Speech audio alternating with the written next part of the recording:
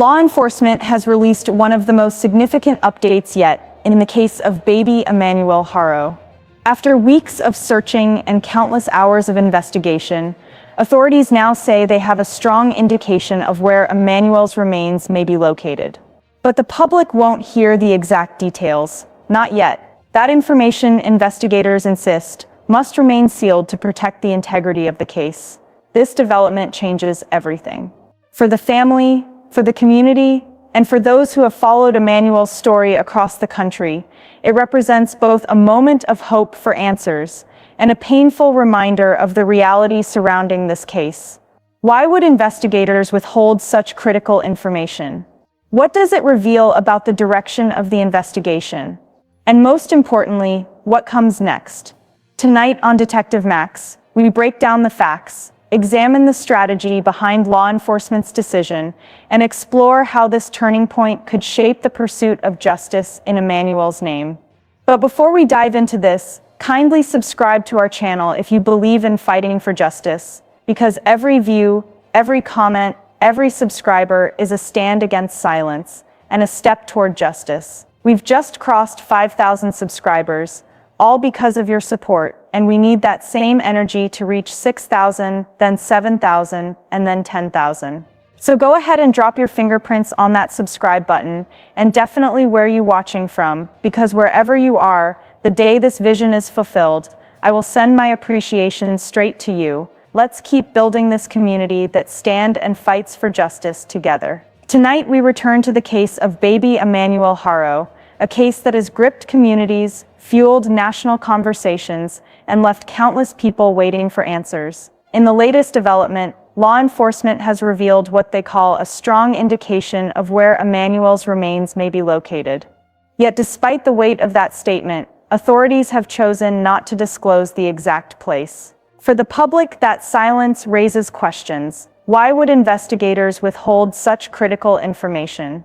Is this about protecting sensitive evidence, ensuring the integrity of the search, or avoiding interference that could compromise the case? This update changes the direction of everything we've been following. For Emmanuel's family, it brings the possibility of closure closer than ever before. For the community, it deepens the emotional struggle between hope for truth and the heartbreak of what that truth may mean. And for those watching across the nation, it highlights how delicate and complex criminal investigations truly are. In this episode of DetectiveMax, we're going to break down what this law enforcement statement really means, why authorities are keeping details sealed, and what comes next as investigators inch closer to answers. We'll also explore the tension between transparency and strategy, the line officials must walk when a case is still active, and every decision can affect justice. Because sometimes the most powerful clue in a case isn't a piece of physical evidence. It's the silence of those who know more than they are ready to say. To fully understand the weight of this latest update, we need to step back and look at how we got here. Emmanuel Haro was reported missing earlier this summer. At first, it was treated as a search and rescue effort. Flyers were distributed, alerts were issued, and the public was asked to keep watch. Communities across Southern California followed the story closely, hoping for a safe return. But as investigators gathered evidence and interviewed those closest to Emmanuel, the focus of the case shifted.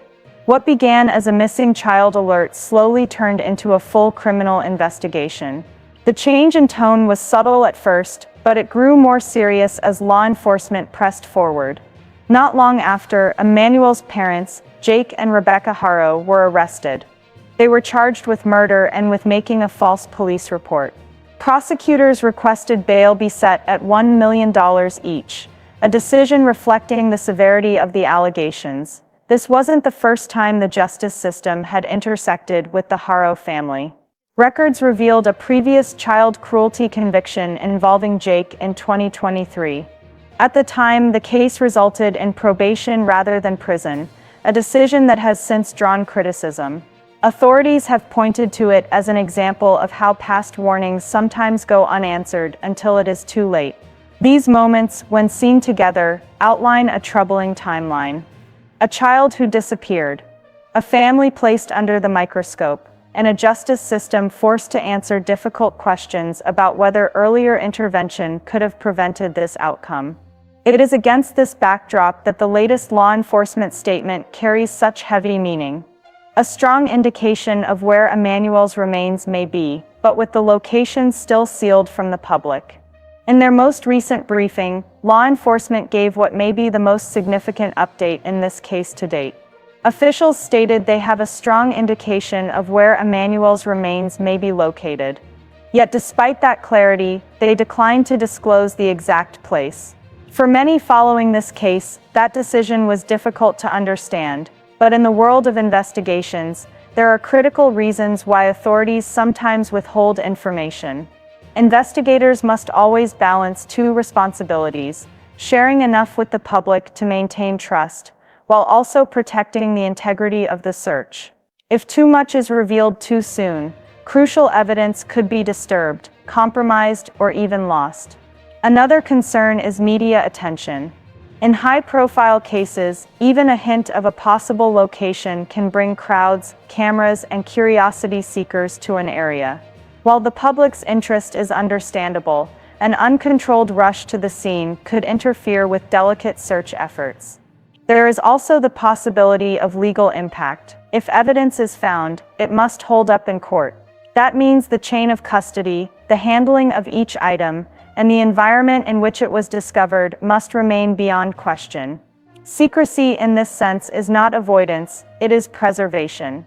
By choosing their words carefully, investigators signal progress without jeopardizing the process. They acknowledge the public's need for updates while ensuring their work remains thorough, precise, and credible.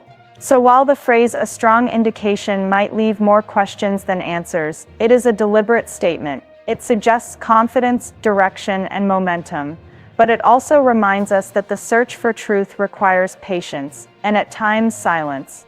As the investigation advanced, law enforcement began focusing their resources on specific areas they believed could hold critical answers.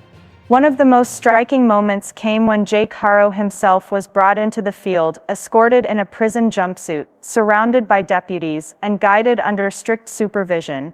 His presence during the search wasn't about freedom, but about direction. Investigators hoped he could provide information that might help them narrow their focus. Alongside these efforts, highly trained cadaver dogs were deployed. These dogs are skilled in detecting human scent, even in challenging environments, and have been instrumental in countless other investigations across the country. Their work is slow, methodical, and deeply respected within the law enforcement community. Technology has also played a key role. Mapping tools and GPS tracking allow investigators to overlay timelines with geographical data, identifying possible paths or locations worth revisiting. Drones and aerial imaging provide perspectives that human searchers on the ground might otherwise miss. Forensic teams are equally vital. Every potential site must be treated with precision, ensuring that if evidence is discovered, it can be properly documented, preserved, and later presented in court.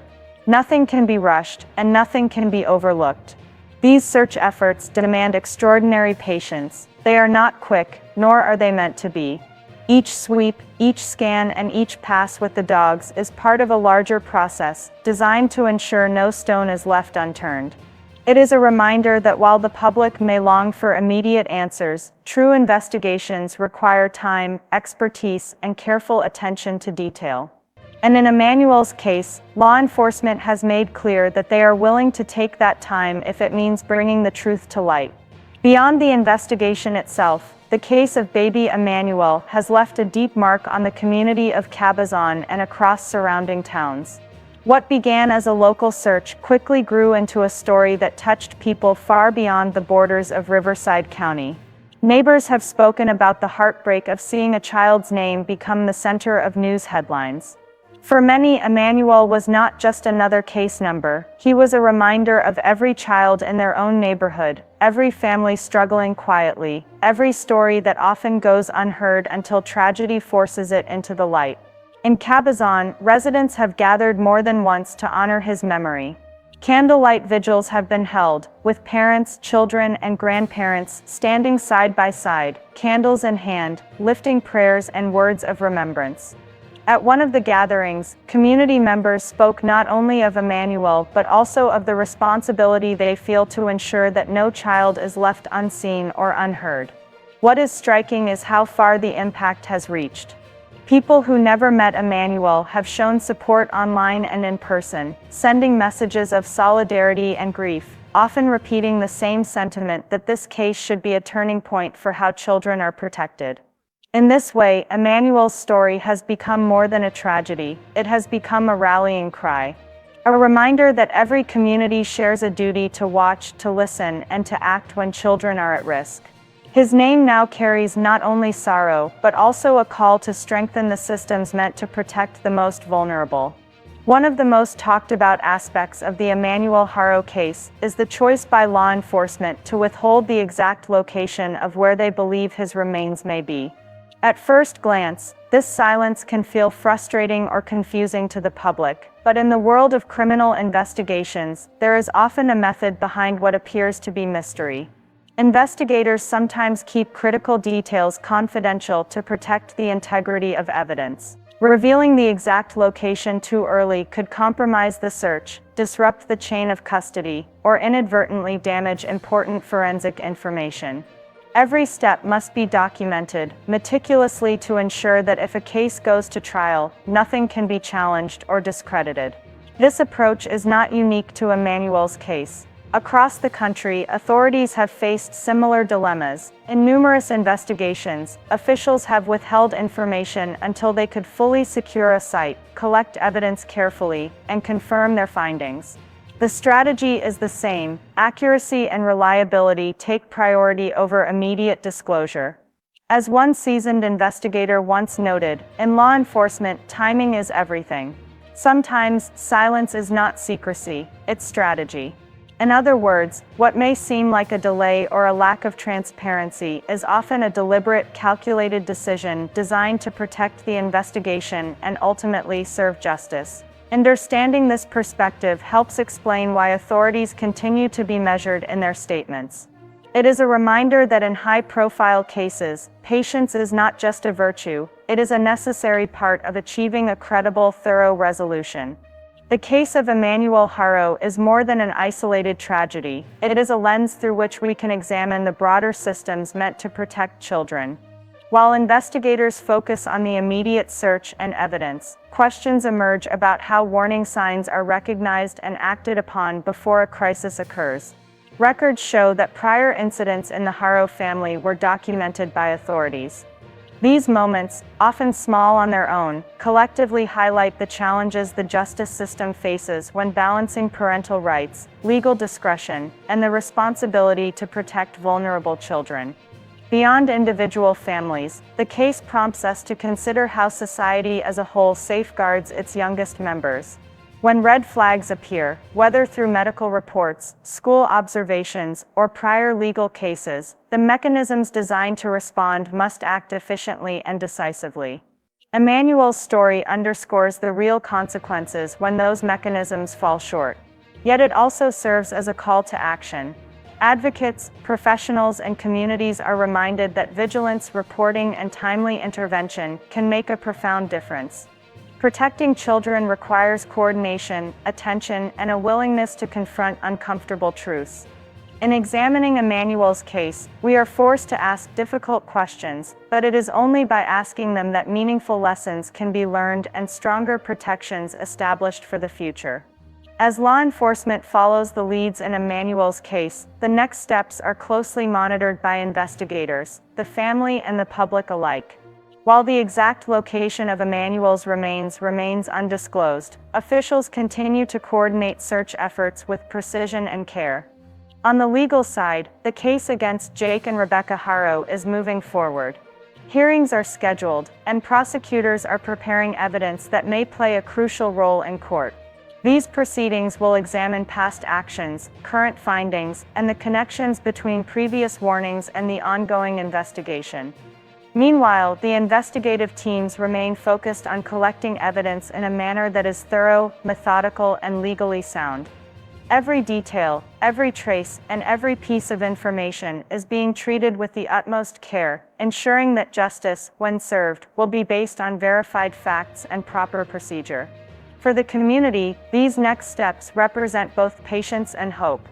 Patience for the search to be conducted properly. Hope that the truth will be uncovered, and a reminder that in complex cases like this, justice is a process, not a single moment. As we continue to follow the Emmanuel Haro case, one thing is clear: this story is more than headlines or statistics. It is a reminder of the responsibility we all share to protect the most vulnerable among us. Every search, every piece of evidence, and every careful decision by law enforcement brings the community closer to answers. And while patience is required, hope remains at the heart of this investigation. Emmanuel's name has sparked conversations, inspired vigils, and reminded us that justice is not instant, but it is worth pursuing. For those who want to stay informed as this case develops, subscribe to DetectiveMax. Here we follow the facts, honor the truth, and ensure that every story receives the careful attention it deserves.